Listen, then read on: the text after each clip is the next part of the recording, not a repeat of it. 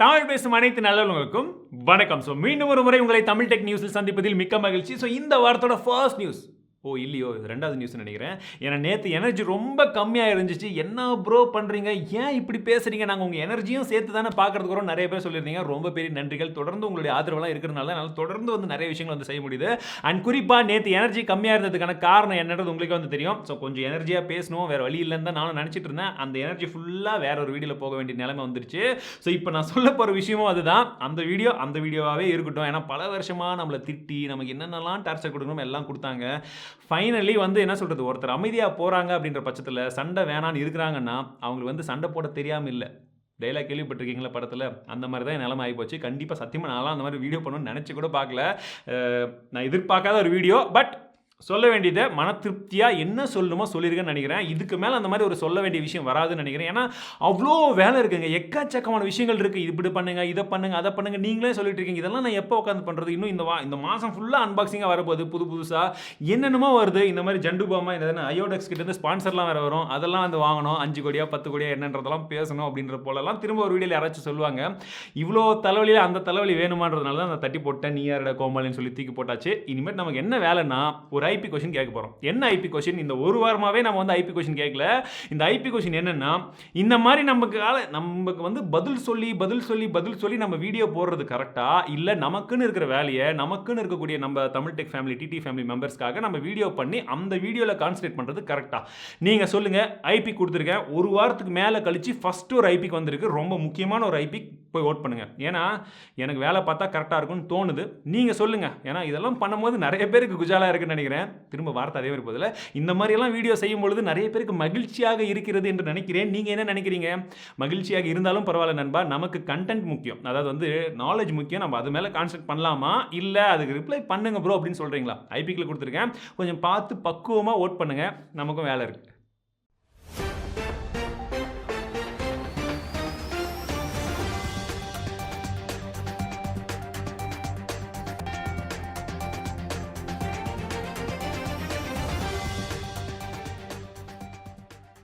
நிறைய பேர் ஏன் ப்ரோ காலையில் டெக் நியூஸ் போகிறதுன்னு சொல்லியிருந்தீங்க. இதை பற்றி நான் ஏற்கனவே சொல்லியிருந்தேன். பட் இருந்தாலும் இன்னொரு முறை சொல்கிறேன். காலையில் நான் டெக் நியூஸ் போடுறேன்னா நைட்டெல்லாம் நியூஸ் எல்லாம் கிடைக்காதுங்க.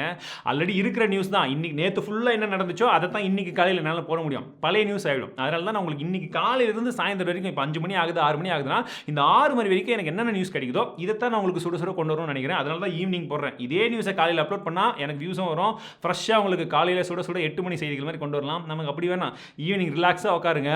அன்னைக்கு நியூஸை அன்னைக்கு அப்டேட் ஆகிக்கோங்க. அவ்வளோதான். இன்றைய முதல் டெக் நியூஸ் என்னன்னு பார்த்தீங்கன்னா, இந்தியாவுடைய கிரிப்டோ கரன்சி இண்டஸ்ட்ரி அப்படியே சும்மா இப்படி ஆட போகுதுன்னு நினைக்கிறேன். ஏன்னா இந்திய அரசாங்கம் என்ன பண்ண போறாங்கன்னா, கிரிப்டோ கரன்சிக்கு தடை பண்ண போறாங்களாம். வெறும் தடை மட்டும் கிடையாது, கிரிப்டோ கரன்சி யாரெல்லாம் டீல் பண்றாங்களோ அவங்க மேல ஒரு சில ஆக்ஷன்ஸ் எடுக்க போறதா சொல்றாங்க. இல்ல லீகலா பார்த்தீங்கன்னா ஒரு சில ஃபைன்ஸை கலெக்ட் பண்றதுக்கும் சான்சஸ் இருக்குன்னு சொல்றாங்க. இதனால தான் நான் ஆரம்பத்திலேருந்தே சொன்னேன், டெய்லி பிட்காயினை பத்தின ரேட் சொல்றீங்களே, இந்த காயினை பத்தின ரேட் சொல்றீங்களே ப்ரோ, நாங்க வாங்குறதுக்காக யோசிச்சிங்கல்ல, வாங்க வேணாம்னு சொல்லிட்டு இருந்தேன் இல்லையா? இந்த காரணத்தினால தான் இனிமேட்டும் வாங்காதீங்க. கிரிப்டோ கரன்சியை கன்ஃபார்மாக இவங்க பேன் பண்ணுவாங்க. அப்படி பேனே பண்ணாட்டியும் ஏதோ ஒன்று பண்ணுவாங்க. ஆனால் நமக்கு லாபம் வராத மாதிரி பண்ணுவாங்க. So be careful. அமேசான்லையும் ஃப்ளிப்கார்ட்லையும் இனிமேட் எப்படி நீங்கள் பொருள் ஆஃபரில் வாங்குறீங்கன்னு நான் பார்த்துறேன்றது போல் மத்திய அரசாங்கம் சொல்லுவாங்கன்னு நினைக்கிறேன். ஏன்னா இன்டைரக்ட்லி ஒரு மிகப்பெரிய ஒரு காம்படிஷன் போயிட்டுருக்கு. ஆஃப்லைன் செல்லர் ஆன்லைன் செல்லர் அப்படின்றது கிடையாதுங்க. ஆன்லைனில் இருக்கக்கூடிய செல்லர்ஸ்க்கே ஒரு மிகப்பெரிய காம்படிஷன் போகுது. இப்போ ஃபார் எக்ஸாம்பிள் பார்த்தீங்கன்னா, ஃப்ளிப்கார்ட்டில் ஒரு 2-3 செல்லர் இருக்காங்க, அமேசானில் ஒரு 2-3 செல்லர் இருக்காங்க. இவங்களது மட்டும்தான் எப்போவுமே அதிகமாக சேல்ஸ் ஆகுது, அதிகமாக ஆஃபர் கொடுக்குறாங்க. ஸோ இவங்களதையே அதிகமாக சஜஸ்ட் பண்ணி மக்கள் அந்த செல்லர்கிட்டயே வாங்க வைக்கிறாங்க. ஒரு காமனான ஒரு பிளாட்ஃபார்ம், ஒரு ஈக்குவலான ஒரு காம்படிஷன் மற்ற செல்லருக்கு கொடுக்க மாட்டேங்கிறாங்க அப்படின்றது போல ஒரு கேஸை ஃபைல் பண்ணியிருக்காங்க. இதுக்கு கவர்மெண்ட் சைட்ல இருந்து என்ன சொல்லியிருக்காங்கன்னா, இது ரொம்ப பெரிய தப்பு, கண்டிப்பா தப்பு தான். ஏன்னா ஆஃப்லைன்ல இருக்கவங்க கிட்ட இருந்து பிசினஸ் பிடிங்கினீங்க, சரி ஓகே, அதுவே ஒரு மிகப்பெரிய தப்பு. அதுவும் இன்னும் போயிட்டு இருக்கு. இதுல ஆன்லைன்ல உங்களை நம்பி ஆஃப்லைன்ல இருந்து விற்கிறவங்ககிட்டயும் பிசினஸ் பிடுங்கினா எங்க போவாங்க அப்படின்றது தான் கவர்மெண்ட்டும் சொல்லியிருக்காங்க. ஸோ இதனால் இதை திரும்ப பண்ணாதீங்க. ரிப்பீட் பண்ணிங்கன்னா மிகப்பெரிய விளைவுகளை சந்திக்க நேரிடும் அப்படின்றது போல ஒரு வார்னிங்கை கொடுத்துருக்காங்க. ஃப்ளிப்கார்ட்டுக்கும் அமேசானுக்கும் ரொம்ப வரவேற்கத்தக்க ஒரு விஷயம். ஸோ இன்றைக்கி நம்ம சேனலில் இன்னொரு வீடியோ போட்டிருக்கோம். இன்னொரு வீடியோ இல்லைங்க, நேற்று போட்ட வீடியோவே இன்னும் மைண்டில் இருக்குது. ஸோ இன்றைக்கி ஒரு வீடியோ தான் போட்டிருக்கேன். அந்த வீடியோ நீங்கள் இன்னும் பார்க்கலாம், போய் செக் பண்ணி பாருங்கள். ஓப்போ F19 Pro உடைய அன்பாக்சிங் போட்டிருக்கேன். First impression with camera samples எல்லாமே போட்டிருக்கேன். ஃபோன் கொஞ்சம் சுமாரான ஒரு ஃபோன் தான். பட் அந்த ஃபோனை பற்றி தெரிஞ்சுக்கணும், அந்த ஃபோனில் என்ன இருக்குது ஏது இருக்குன்றதை தெரிஞ்சுக்கணும்னா வீடியோ போய் பாருங்கள். சிம்பிள். மோட்டோ ஒரு புது ஸ்மார்ட் ஃபோன் லான்ச் பண்ணுறதுக்கு இருக்காங்களா. பட் இந்த புது ஸ்மார்ட் ஃபோன் என்னடான்னு பார்த்தீங்கன்னா ஒரு பட்ஜெட் ஃப்ளாக்ஷிப் ஸ்மார்ட் ஃபோனாக இதை லான்ச் பண்ணுவாங்க அப்படின்றது போல G100 அப்படின்ற ஒரு ஸ்மார்ட் ஃபோனை பற்றி சொல்கிறாங்க. விலை என்ன வரும்ன்றது இப்போ வரைக்கும் எனக்கு எக்ஸாக்டாக தெரியல. ஒரு 30,000 வந்தால் வேற லெவலில் இருக்கும் தான் எதிர்பார்த்துட்டு இருக்கேன். ஆனால் 25,000 கொண்டா இன்னும் கூட நல்லது தான். ஏன்னா இதில் ஸ்னாப்டிராகன் 870 அப்படின்னு சொல்லக்கூடிய அந்த புத்தம் புதிய சிப்பை கொண்டு வரதுக்கு பிளான் பண்ணிட்டு இருக்கிறதா சொல்கிறாங்க. அந்த சிப்போட இந்த ஸ்மார்ட் ஃபோன் உண்மையிலேயே மோட்டோரோலா கிட்ட இருந்து வந்ததுன்னா, ஏன்னா மோட்டோரோலா இப்போ ரீசெண்டாக லான்ச் பண்ண நிறைய ஸ்மார்ட் ஃபோன் நல்லா தான் இருந்தது. எனக்கு எல்லாமே வரல, வந்த 1-2 ஓரளவுக்கு நான் டெஸ்ட் பண்ண நல்லா தான் இருந்துச்சு. ஸோ இந்த ஸ்மார்ட் ஃபோன் வந்துச்சு, அந்த பட்ஜெட்டில் நல்ல ப்ரைஸிங்கோட வந்துச்சு அப்படின்ற பட்சத்தில் ஸ்னாப்டிராகன் 870 கண்டிப்பாக கலகலாக இருக்கும்.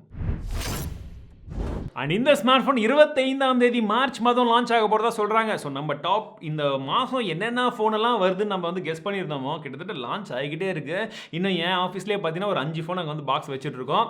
எல்லா அன்பாக்சிங்கும் உங்களுக்கு வந்துக்கிட்டே இருக்குது. அதான் சொல்கிறேனே, அவ்வளோ வேலை இருக்குன்னு சொல்கிறதெல்லாம் இதுதான். பெரிய பெரிய பொட்டியாக அமைச்சிருக்காங்க. எத்தனை ஃபோன் இருக்குன்னு கூட தெரியல. இன்னும் அன்பாக்சிங் பண்ணோம், அவ்வளோ இருக்குது.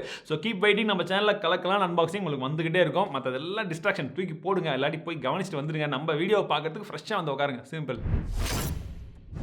ஆப்பிள் ஃபேன் பாய்ஸ்க்கு இது ஒரு மிகப்பெரிய ஷாக்கிங் நியூஸாக இருக்கலாம். ஆனால் ஆண்ட்ராய்டு ஃபேன் பாய்ஸ்க்கு கண்டிப்பாக கொண்டாடக்கூடிய ஒரு நியூஸாக தான் இருக்கும்னு நினைக்கிறேன். என்னன்றதை சொல்கிறேன். ஓப்பன் சிக்னல் இப்போ ஒரு ரிப்போர்ட்டை கொடுத்துருக்காங்க. அந்த ரிப்போர்ட் பிரகாரம் என்னன்னு பார்த்தீங்கன்னா ஆப்பிள் iPhone 12 5G இருக்குது பார்த்தீங்களா, இந்த 5G ஸ்பீட் அப்படின்றது ஆண்ட்ராய்டில் இருக்கக்கூடிய ஒரு 25 ஸ்மார்ட் ஃபோனை கம்பேர் பண்ணுறதுலையும் கம்மியாக இருக்குன்றது போல் சொல்லியிருக்காங்க. எஸ், அந்த அளவுக்கு 5G ஸ்பீட் கம்மியாக இருக்கான். இன்னும் ஆப்பிள் வந்து பார்த்தீங்கன்னா அதில் நல்லா ஆப்டிமைசேஷன் பண்ணணும்னு நினைக்கிறேன். பட் இருந்தாலுமே 25 ஸ்மார்ட் ஃபோன் விட கம்மியாக இருக்குன்னா கண்டிப்பாக யாருமே எதிர்பார்த்துட்டு இருக்க மாட்டாங்க. அந்த அளவுக்கு ஒரு ஷாக்கிங்கான விஷயம் இல்லை. ஒருவேளை ஆப்பிள் ஃபேன்ஸ் யாராச்சும் இருந்தீங்க, நம்மக்கிட்ட ஃபோன் இருக்கோ இல்லையோ, பட் ஆப்பிள் ஐஃபோன்னா ஒரு சில பேருக்கு பிடிக்கும். அந்த மாதிரி யாராச்சும் இருந்தீங்கன்னா சொல்லுங்கள், இந்த விஷயம் உங்களுக்கு ஷாக்கிங்காக இருக்கா? ஆண்ட்ராய்டு யூசர் நீங்களாம் கம்முன்னு இருந்தால் எப்படி? இந்த விஷயம் உங்களுக்கு கொண்டாட்டமாக இருக்கா? நீங்களும் சொல்லுங்கள். கமெண்ட் செக்ஷனில் சொன்னாலும் சரி, இல்லை வீடியோ லைக் பண்ணி சொன்னாலும் சரி, இந்த நியூஸை கொண்டு வந்ததுக்காச்சும் லைக் பண்ணுங்கள். அடுத்த நியூஸ் வேற லெவல் நியூஸ் அப்படின்னு சொல்லலாம். இதை வந்து தனியாகவே எக்ஸ்பிளைன் பண்ணாலே அவ்வளோ இன்ட்ரெஸ்டிங்காக வந்து போது. அவ்வளோ பெரிய ஆர்டிகல், பட் படித்து கொஞ்சம் சிம்பிளிஃபை பண்ணி வச்சிருக்கேன். என்னன்றது சொல்கிறேன். Huawei இப்போ என்ன பிளான் பண்ணிட்டு இருக்காங்கன்னு பார்த்தீங்கன்னா, சாம்சங் கிட்டையும் ஆப்பிள் கிட்டையும் ஒரு அக்ரிமெண்ட்டை போடலாம் அப்படின்னு பிளான் பண்ணிட்டு இருக்காங்களாம். எதற்காகன்னு பார்த்தீங்கன்னா, ஏன்னா Huawei வந்து ஒரு மிகப்பெரிய லாஸில் வந்து போயிட்டு இருக்கு. 5G டெக்னாலஜி அது இதுன்னு எக்கச்சக்கமாக வச்சிருந்தாங்க. பட் அமெரிக்காவில் வந்து பேன் பண்ணிட்டாங்க, ஆஸ்திரேலியாவில் பேன் பண்ணிட்டாங்க, இந்தியாவில் வந்து பேன் பண்ணுறக்கூடிய நிலைமையில் இருக்கு. 5G டெக்னாலஜி எதுவுமே வந்து இம்ப்ளிமெண்ட் பண்ண முடியல. ஸோ செம லாஸில் வந்து போயிட்டு இருக்கு. இதெல்லாம் வந்து பார்த்தீங்கன்னா ஃபோன் கிடையாது, நான் மற்ற டெக்னாலஜி சொல்கிறேன். அவங்ககிட்ட அவ்வளோ டெக்னாலஜி இருக்குது. இது எதுலையுமே வந்து காசு பண்ண முடியல. ஸோ என்னடா பண்ணலாம்னு யோசிச்சுட்டு இருந்தவங்க என்ன பண்ணுறாங்கன்னு பார்த்தீங்கன்னா, இப்போ பிளான் என்ன பண்ணிட்டு இருக்காங்கன்னா, ஆப்பிள் கிட்டையும் சாம்சங் கிட்டையும் அவங்க கிட்ட பேசி அவங்க கிட்ட இருக்கக்கூடிய ஒரு சில பேட்டன்ட்டை வந்து அவங்க கிட்ட கொடுத்து, அதாவது எப்படின்னா சப் லைசன்ஸ் மாதிரி அவங்க கிட்ட கொடுத்து அதன் மூலியமா ரெவென்யூ பார்க்கலாமா அப்படின்னு சொல்லி யோசிச்சுட்டு இருக்காங்களா. ஸோ இது எப்படி ஒர்க் ஆகும்னு அவங்க யோசிக்கிறாங்கன்னு பார்த்தீங்கன்னா, பிகாஸ் யூஎஸ்ல கம்ப்ளீட்டாக கம்பெனியை பேன் பண்ணிட்டாங்க. பட் எப்படி பேன் பண்ணாலுமே ஒரு சில பேட்டன்ட்லாம் வந்து பார்த்தீங்கன்னா பப்ளிக்காக அவைலபிளாக தான் இருக்குது. ஸோ அந்த பேட்டன்ட் இவங்களுதுன்னு தெரியும். அதை வந்து சப் லைசன்ஸ் கொடுத்து அவங்க கிட்ட வந்து யூஸ் பண்ணிக்கலாம் அப்படின்னு சொல்லி வேணால் போடலாம். அதெல்லாம் பிரச்சனை இல்லைன்றது போலலாம் கண்டுபிடிச்சிருக்காங்களா. ஸோ அப்படி இருக்கிறதுனால ஒரு பேட்டன்ட்டுக்கும் ஒரு ஸ்மார்ட் ஃபோன், ஃபார் எக்ஸாம்பிள் ஒரு ஐஃபோன் விற்றாங்க அப்படின்ற பட்சத்தில் அதில் வந்து இவங்களுடைய பேட்டன்ட் இருந்ததுன்னா இதை வந்து நீங்கள் யூஸ் பண்ணுறதுக்கு எனக்கு வெறும் $2.5 கொடுங்க. ஒரு ஃபோனுக்கு $2.5 நீங்கள் கணக்கு வச்சு பார்த்தீங்கன்னா அப்ராக்சிமேட்லி ஒரு $150 இல்லை $200 வரும்னு நினைக்கோங்க. $200 ஒரு ஃபோன் விற்றா எனக்கு அது போதும், அது கொடுங்கன்னு சொல்கிறாங்க. இது எதனால் வந்து இவங்களுக்கு சக்சஸ் ஆகக்கூடிய வாய்ப்பு இருக்குன்னு இவங்க கருதுறாங்கன்னு பார்த்தீங்கன்னா, இப்போ இருக்கக்கூடிய குவால்காம், நோக்கியா, எரிக்சன் இவங்கெல்லாம் என்ன பண்ணுறாங்கன்னா கிட்டத்தட்ட $7.5 $8 வரைக்கும் வந்து ஆப்பிள் கிட்ட இருந்து வாங்குறாங்களாம். ஆப்பிள்லாம் பெரிய கம்பெனிலாம் வந்து பண்ணி இல்லை இதெல்லாம் நீங்கள் கம்மியான சார்ஜஸ் தான் தரீங்க, இதுக்கு பண்ணி நிறைய ரிசர்ச்லாம் வந்து போது தந்து தான் ஆகணும்னு சொல்லி குவால்காம் சொன்னதுனால இப்போ வரைக்கும் ஒரு ஐஃபோனுக்கும் அவங்களுக்கு வந்து சார்ஜஸ் கொடுத்துட்டு இருக்காங்க. செம ஐடியாவாக இருக்குல்ல. யோசிச்சு பாருங்கள் எவ்வளோ பெரிய ஒரு விஷயம் இது. நான் சிம்பிளாக சொல்லியிருக்கேன், கண்டிப்பாக புரிஞ்சிருக்கும்னு நினைக்கிறேன். ஒரு ஐஃபோனில் ஒரு டெக்னாலஜி அது இவங்களோட டெக்னாலஜியாக இருந்ததுன்னா, அவங்க பேட்டன் பண்ண டெக்னாலஜியாக இருந்ததுன்னா அதை வாங்கி நம்ம யூஸ் பண்ணுறதுக்கு அவங்களுக்கு மொத்தமாக காசு கொடுக்கக்கூடாது, விற்க தந்துனே இருக்கணும். ஸோ மாதம் வந்துனே இருக்கணும். செம்ம ஐடியா இல்லை. Huawei எப்படிலாம் யோசிக்கிறாங்க பாருங்கள். This is business. இந்த மாதிரி நியூஸ்க்காகவே நீங்களாம் லைக் பண்ணணும். அவ்வளோ சூப்பரான நியூஸ். இதுக்கெல்லாம் தனியான வீடியோ வேணுமா இந்த மாதிரிலாம்? ஸோ இன்றைய போனஸ் நியூஸ் என்னன்னு பார்த்தீங்கன்னா, வியரபிள் மார்க்கெட்ஸ், அதாவது வந்து இந்த வாட்ச் இல்லாட்டி வந்து ஹெட்ஃபோன்ஸ் இதெல்லாம் பற்றி நான் ரீசெண்டாக சொல்லியிருந்தேன் பார்த்தீங்களா. இப்போ அதை பற்றி இன்னொரு விஷயத்தை சொல்கிறேன். அதாவது வந்து அப்போ இம்ப்ரூவ்மெண்ட் ஆகிருக்கு, க்ரோத் நிறையா இருக்குன்னு சொல்லியிருந்தேன். ஆனால் ரீசெண்டாக வந்து ரிசல்ட் என்ன சொல்கிறான்னு பார்த்தீங்கன்னா, உலகத்திலேயே இந்த வியரபிள் மார்க்கெட்டில் நம்பர் 1 பொசிஷனில் இருக்கிறது யார் தெரியுமா? கெஸ்ஸே பண்ண மாட்டீங்க. ஆப்பிள் தான் நம்பர் 1 பொசிஷனில் இருக்காங்க. கிட்டத்தட்ட 36 37% நான் எக்ஸாக்டாக பார்க்கல, நியூஸ் மட்டும் தான் எழுதிட்டு வந்தேன். ஸோ நீங்கள் அந்த இமேஜை பாருங்கள், உங்களுக்கே தெரியும் எவ்வளோ பெருசாக பாக்ஸ் இருக்குது பாருங்கள் ஆப்பிளுக்கு. 2வது இடத்துல இருக்கிறவங்க யாருன்னு பார்த்தீங்கன்னா Xiaomi, 3வது இடத்துல சாம்சங்.